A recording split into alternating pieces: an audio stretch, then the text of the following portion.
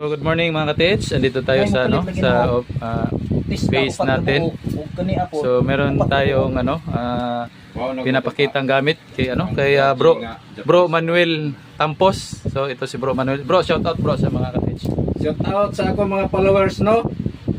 Kung gusto mo electronics, diri na ta padulong. Butuan location. Kini Tagalite ni Samlor. Samlor Vlog. Oh. So meron tayong dito, mga gamit na na tinan natin. Pwede itong tanaw na to. Sige bro. So, para ma-introduce na to sa ato.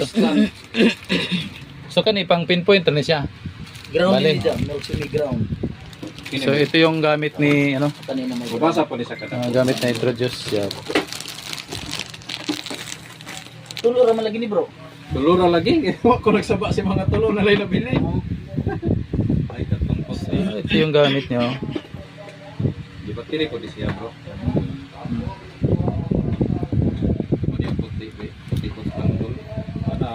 So pataas ning ani.